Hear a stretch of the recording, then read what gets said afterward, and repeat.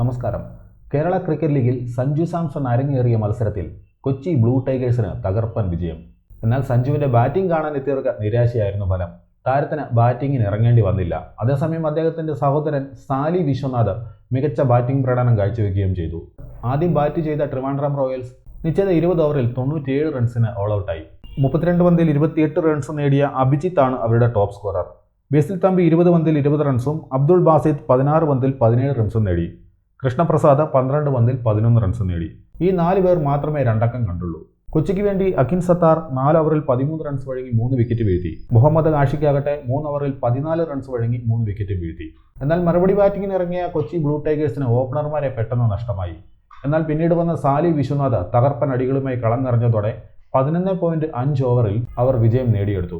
30 പന്തിൽ 3 സിക്സിന്റെയും 5 ഫോറിന്റെയും സഹായത്തോടെ അദ്ദേഹം 50 റൺസ് വാരിക്കൂട്ടി.